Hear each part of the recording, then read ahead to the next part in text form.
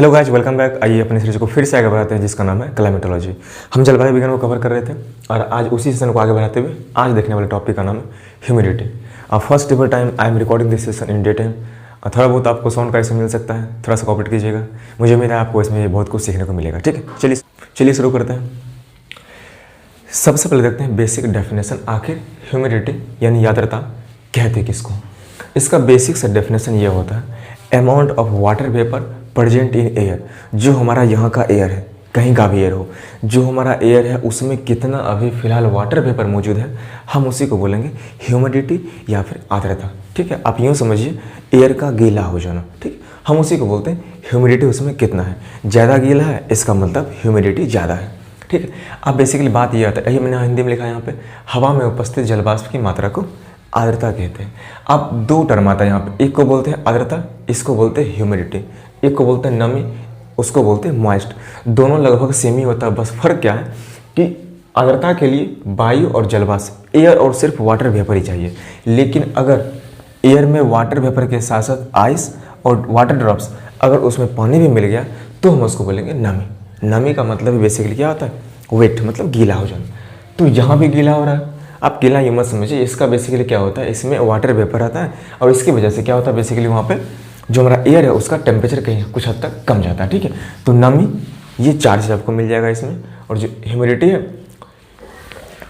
Humidity है इसमें सिर्फ दो चीज़, एयर और जलवाष्प, एयर और वाटर वेपर। और नमी में चारों चीज़, एयर भी, वाटर वेपर भी, आइस भी और सीधे आपको वाटर भी मिल जाएगा। अब बात करते हैं जो हमारा ह्यूमिडिटी है, आर्द्रता है, हम उसको किस तरीके से नापेंगे। तरीका तो इसे दो है, लेकिन किस डिवाइस से नापते हैं, कौन सा यंत्र है नापने का, उसको बोलते हैं हाइग्रोमीटर। हाइड्रोमीटर नहीं है, हाइग्रोमीटर है। हाइग्रोमीटर से बेसिकली करते हैं हम लोग क्या करते हैं, ह्यूमिडिटी को मेजर करते हैं कि अभी जो यहाँ पे एयर है उसमें कितना वाटर वेपर है, वो इस मशीन से नापते हैं। इसको यंत्र बोलते हैं जो भी है। ठीक है, इसको बोलते हैं हाइग्रोमीटर। उसके बाद तरीका कौन सा है, दो तरीका है यहाँ पे। एक को बोलते हैं एब्सोल्यूट ह्यूमिडिटी, हिंदी में बोलते हैं इसको निश्चित आर्द्रता। और एक होता है आपका रिलेटिव ह्यूमिडिटी, इसको बोलते हैं सापेक्षित आर्द्रता। तो पहले हम समझते हैं यहाँ पे एब्सोल्यूट ह्यूमिडिटी किसको बोलते हैं। चलिए अब देखते हैं एब्सोल्यूट ह्यूमिडिटी। हम इसको हिंदी में बोलते हैं निश्चित आर्द्रता। इसका मतलब ये हुआ amount of water vapour present in पर मीटर क्यूब वॉल्यूम। इसका मतलब सिंपल से ये होता है, अगर आप 1 मीटर क्यूब का आयतन लीजिए, एक घन को उस आकार में काट लीजिए जिसका आयतन 1 मीटर क्यूब हो, तो उसमें जो भी एयर है और उसमें जो भी आपका वाटर वेपर है या फिर जलवाष्प जितना मौजूद है, हम उसको बोलते हैं निश्चित आर्द्रता। ठीक है, तो आप एक घन ले लीजिए, उसका आयतन अगर 1 मीटर क्यूब है तो हम उसमें जितना भी आपको वाटर वेपर मिलेगा उस शेप में जो एयर है उसमें जितना भी आपको मिलता है वाटर वेपर या जलवाष्प, तो हम उसको बोलते हैं निश्चित आर्द्रता। ठीक है, आप जो आपका 1 मीटर क्यूब का आप अगर आयतन लीजिए, घन लीजिएगा, तो उसका एक सरफेस का एरिया भी तो 1 मीटर स्क्वायर ही होगा। तो मैंने वहाँ पे लिखना छोड़ दिया था मिस्टेक से बोर्ड पे कि उसका आयतन मुझे बगल में लिखना चाहिए था 1 मीटर क्यूब भी। ठीक है, तो चलिए कोई बात नहीं, अब आगे देखते हैं रिलेटिव ह्यूमिडिटी। ठीक है, अब देखिए इसको समझने से पहले हम यहाँ समझते हैं। ठीक है, अब देखिए एयर है, अब मान लीजिए यहाँ पे एयर है, एयर भी फिलहाल क्या है, इस एयर में मान लेते हैं अभी कोई भी वाटर वेपर नहीं है, लेकिन अब क्या कर रहे हैं, हम इसमें गर्म करके वाटर वेपर मिलाते जा रहे हैं। अब मुझे बताइए कब तक मिलेगा।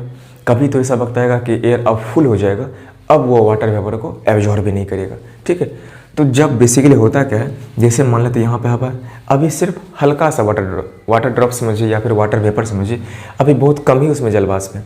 अगर बहुत कम जलवाष्प होंगे तो ऑब्वियस सी बात है उसको बोलेंगे असंतृप्त एयर, मतलब अभी उसमें और मिल सकता है। लेकिन और उसमें वाटर वेपर बढ़ाते जा रहे हैं, इसमें जलवाष्प बढ़ाते जा रहे हैं, बढ़ाते बढ़ाते क्या हो जाएगा, एक वक्त आएगा जब बिल्कुल फुल हो जाएगा। जब बिल्कुल फुल हो जाएगा तो अब एयर, आप यूँ समझिए, अब एयर बोल देगा कि अब हम वाटर वेपर को नहीं मिला सकते। जब पूरी तरह से फुल हो जाएगा तो हम उसको बोलते हैं सैचुरेटेड एयर या फिर समझिए संतृप्त वायु। इसका मतलब ये हुआ कि अब संतृप्त एयर अगर है, इसका मतलब अब उसमें जलवाष्प नहीं मिल सकता, अब फुल हो चुका है। ठीक है, इसी को बोलते हैं। अब जब बात करेंगे रिलेटिव ह्यूमिडिटी, सापेक्षिक आर्द्रता, इसमें बेसिकली क्या होता है, ये कंपेरेटिव टर्म होता है। यहाँ हम कंपेयर करते हैं इस चीज़ से। इसका मतलब ये हुआ कि एयर, अगर हम यहाँ की बात करें, अगर यहाँ पे जो एयर है हम मान लेते हैं उसमें 120 यूनिट मैक्सिमम जलवाष्प आ सकता था, लेकिन अभी फिलहाल इसमें 60 ही दिए हैं। ठीक है। इसका मतलब ये हुआ कि 60 उसमें और आ सकता है। तो अगर हम ये बोले कि 60 120 का कितना परसेंट है, आप बोलिएगा 50%। इसी को बोलते हैं रिलेटिव ह्यूमिडिटी। इसका मतलब ये हुआ कि हवा में अधिकतम कितना आ सकता है, अभी कितना दिए हुए हैं इंटू 100, यही निकालने का तरीका है परसेंटेज में। ठीक है, तो वही मैंने यहाँ पे लिखा RH मतलब रिलेटिव ह्यूमिडिटी। इसका मतलब ये हुआ कि अभी कितना मौजूद है हवा में जल वाष्प की मात्रा। नीचे लिखे कि अधिकतम कितना आ सकता है और इंटू 100, क्योंकि हमको परसेंटेज निकालना है। हम इसी को बोलते हैं बेसिकली रिलेटिव ह्यूमिडिटी। इसका मतलब सापेक्षित आर्द्रता। इसका मतलब ये हुआ कि जो अभी प्रेजेंट का यहाँ पे एयर है उसको कंपेयर कर रहे हैं मैक्सिमम कैपेसिटी की बात करते हैं। ठीक है, मैक्सिमम मान लेते हैं उसमें जाना था 220 और अभी सिर्फ 110। इसका मतलब आधा फुल हो चुका है, तो मतलब वो 50% पे उसका RH आ चुका है, मतलब रिलेटिव ह्यूमिडिटी 50% पे पहुँच चुका है। ठीक है, आगे बात समझ में। चलिए अब बात करते हैं यहाँ पे इस टॉपिक को। ठीक है, इसमें हम 3 चीज़ कवर करने वाले हैं। एक को बोलेंगे कोहरा, एक को बोलेंगे ओस और एक को बोलेंगे पाला। मैंने इसको समझा दिया है। अब बात करते हैं इस तीनों को। कोहरा को बोलते हैं स्मॉग, इसको बोलते हैं ओस को ड्यू, इसको बोलते हैं फ्रस्ट, पाला बोलते हैं। ठीक है, अब पहले ये समझिए। अभी मान लेते हैं हमारा अर्थ बिल्कुल ऐसे है। ठीक है, रोटेट कर रहा है और रिवॉल्व भी कर रहा है। जब सन का लाइट जिस पोजीशन में पड़ता है, ठीक है, वहाँ पे टेम्परेचर ज़्यादा होता है। ठीक है, अब अर्थ क्या करता है, कुछ हद तक सन का जो लाइट है दिन भर वो ले रहा है। जब तक सन का लाइट अर्थ के पास पहुंच रहा है, हम उसको क्या बोलते हैं, आते हुए लाइट को, उसको बोलते हैं सोलर रेडिएशन, मतलब सौर विकिरण। अब अर्थ क्या करता है, दिन भर में जो सन का लाइट मिला है उसको रोक के रखता है। अब जैसे रात हो गई तो सन तो वहाँ से खिसक जाता है। बेसिकली सन नहीं खिसकता, अर्थ खिसकता है। आप यूँ समझिए, जैसे शाम हो गया तो अर्थ पे लाइट वहाँ पे ख़त्म हो गया। दिन जहाँ पे दिन था पहले वहाँ पे तो ख़त्म हो जाएगा। अब जैसे रात के वक्त आएगा तो जो अर्थ के पास पहले से दिन भर का हीट रोक के रखा हुआ था वो अब निकालना शुरू कर देगा, ऊपर भेजना शुरू कर देगा। क्योंकि आपको पता है जो हमारा सॉलिड है, अगर ये सॉलिड ये है तो ये जल्दी गर्म भी हो जाएगा और जल्दी ठंडा भी हो जाएगा। लेकिन जब लिक्विड की बात करें तो वो बहुत देर में ठंडा होता है और बहुत देर में गर्म भी होता है। ठीक है, तो जो हमारा अर्थ है वो भी तो सॉलिड ही है। जब इसके पास सन का लाइट आ रहा था दिन भर में, तो वो सन के लाइट को रोक के अपने पास रख रहा था, एब्जॉर्ब कर रहा था, अवशोषित कर रहा था। लेकिन जैसे रात हो गई, अब क्या करेगा, वो हीट निकालना शुरू कर देगा, वापस ऊपर भेजना शुरू कर देगा। तो जब ऊपर भेजना शुरू कर देगा, हम उसको बोलते हैं टेरेस्ट्रियल रेडिएशन, इसको बोलते हैं पार्थिव विकिरण। पार्थिव का मतलब पृथ्वी की बात करते हैं यहाँ पे। ठीक है, तो पृथ्वी जैसे बाहर निकलना शुरू कर दिया लाइट को। अब मुझे बताइए, जो हमारा एयर है यहाँ पे, वहाँ पे तो CO2 गैस भी है। जो भी हमारा ग्रीन हाउस गैस है, CO2 पका हो गया, ओजोन भी तो ग्रीन हाउस गैस है।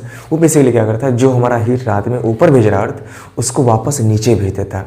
अब मुझे बताइए, जो हीट अर्थ रोक के रखा था उसको अगर फिर से वापस नीचे भेज देगा रात में भी, इसका मतलब ये हुआ कि रात में भी अर्थ गर्म ही रहेगा। इसलिए ऐसा कभी नहीं होता जो दिन में हमारा अर्थ है गर्म और रात में काफ़ी ठंडा।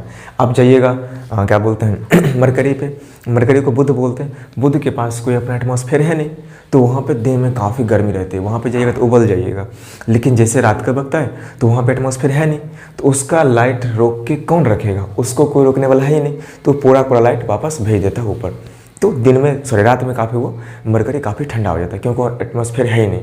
तो जब अर्थ की बात करें तो जैसे सन का लाइट ऊपर भेजना, जो हमारा अर्थ का लाइट है, ठीक है, जो अर्थ का हीट बेसिकली समझिए, जो अर्थ का हीट है जब रात में ऊपर भेजना शुरू करता है, तो जब तक अगर ग्रीन हाउस गैस है वो रोक के रखेगा, ठीक है, नीचे भेज देगा।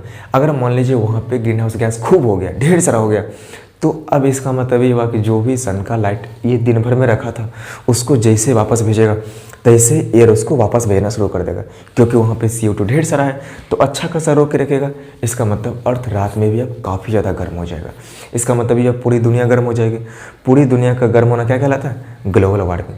अब मुझे बताइए, बेसिकली ठंडा में क्या होता है, ठंड के मौसम की बात करते हैं, जो हमारा धूलकन है, अच्छा धूलकन भी अच्छा खासा रोल निभाता है बादल बनने में, ठीक है। धूलकन नहीं होगा तो बनेगा भी नहीं। जब ठंड की बात करते हैं, ठंड में क्या होता है, बेसिकली जितना भी धूलकन है ना एयर में, वो बिल्कुल नीचे बढ़ जाता है। तो धूलकन भी तो रात में जो सन का लाइट, जो सन का अर्थ का हीट था वो वापस अर्थ पे भेज रहा था। लेकिन अब अर्थ क्या किया है, जो इसके पास धूलकन था एटमॉस्फेयर में, उसको बैठा के नीचे पे ले आया है। अब जैसे ही अर्थ अपना हीट ऊपर भेजेगा, अब सिर्फ गैस ही रोकेगा, लेकिन जो धूलकन पहले ढेर सारा था वो तो रोकने वाला नहीं है ना। इसका मतलब ये हुआ कि नीचे में जो भी एरिया है वो ठंडा हो जाएगा। क्यों? क्योंकि यहाँ पे जो भी अर्थ का हीट था वो वापस भेजना शुरू कर दिया। भेजता पहले भी था भेज रहा आप भी, लेकिन पहले क्या था, पहले धूलकण भी आपस में नीचे भेज देता था, CO2 भी भेज देता था, ओजोन भी नीचे भेज देता था। लेकिन अब क्या है, धूलकण पूरा पूरा नीचे आ गया। अब भेजने रोकने वाला काफ़ी कम है, इसका मतलब इसका टेम्परेचर घट जाएगा, क्योंकि कुछ हद तक तो बाहर फेंक ही देगा ना उस अपना हीट। ठीक है, अब जैसे ही ठंडा हो जाएगा, आपको पता है जब गर्मी होती है तो क्या होता है, वाटर वेपर बनना शुरू होता है, नदी का या फिर तालाब का ले लीजिए। इसका मतलब एयर में क्या मिल गया, वाटर वेपर, मतलब आर्द्रता इसमें आ गया है।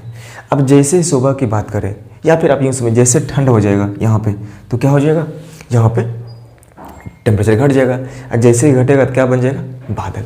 आप यूँ समझिए, अर्थ शाम से अपने आप को ठंडा करने की कोशिश कर रहा है, जो गैस है उसको रोकने की कोशिश कर रहा है, लेकिन धूलकण यहाँ पे है नहीं तो अब अपने आप को ठंडा कर लेगा। लेकिन मैक्सिमम 4 बजे सुबह तक अर्थ अपने आप को मैक्सिमम ठंडा कर लेता है। ठीक है, अर्थ 4 बजे तक अपने आप को मैक्सिमम ठंडा कर लेता है, अधिकतम। और इसी वक्त क्या होता है, जो यहाँ पे एयर है उसमें वाटर वेपर भी था, जैसे यहाँ पे ठंडा हुआ तो नीचे में क्या बन जाता है, ढेर सारा बादल जैसा बन जाता है। हम उसी बादल जैसे को क्या बोलते हैं, कोहरा बोलते हैं। आगे बात समझ, ऐसा भी तो हो सकता है वो कोहरा और ठंडा हो जाए और गिर जाए बूंद के जैसे, उसको बोलेंगे ओस, जब बूंद गिरेगा नीचे। और ऐसा भी हो सकता है कि इतना टेम्परेचर ठंडा हो जाए कि वो बादल सीधे बर्फ़ बन जाए, तो बिल्कुल छोटा छोटा बर्फ़ गिरेगा, उसको बोलते हैं पाला। इसको फ्रस्ट बोलते हैं, क्योंकि अगर जलवाष्प की बात करें, उसको ठंडा करेंगे तो जल बनेगा, और ठंडा करेंगे तो बर्फ़ बन जाएगा। इस प्रोसेस को संघनन बोलते हैं। और जब वापस जाएंगे, ठीक है, आप यूँ समझिए, उसको बोलते हैं बेसिकली वाष्पन बोलते हैं।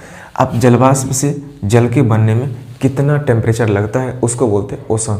तो आप समझिए यहाँ पे, तो वही मैंने यहाँ पे लिखा है, पार्थिव विकिरण पृथ्वी को ठंडा करती है। ठीक है, लेकिन ग्रीन हाउस गैस क्या करता है, उसको डिस्टर्ब करता है, बार बार रोक के नीचे भेज देता है। लेकिन अब यहाँ पे धूलकण ठंड के मौसम में चला जाता है नीचे, तो अब रोकने वाला बहुत हद तक कम गया, तो पृथ्वी अपने आप को 4 बजे तक मैक्सिमम ठंडा कर लेती है। उसी वक्त क्या होता है, जो आसपास का एरिया है एयर वाला, वो ठंडा होकर बादल बन जाता है, उसको बोलते हैं कोहरा। और ठंडा हो जाएगा तो बूंद गिर जाएगा नीचे, उसको बोलेंगे ओस। और ठंडा हो जाएगा तो बन जाएगा बर्फ, उसको बोलेंगे पाला। मेरी बात समझ गए यहाँ पर? ठीक है, आप इसका स्क्रीनशॉट ले सकते हैं। ये बेसिकली काफ़ी छोटा ही टॉपिक था। मुझे उम्मीद है आपको इसमें बहुत कुछ सीखने को मिला होगा। चलिए, thank you so much and keep supporting please. Good night, good night नहीं, बाय।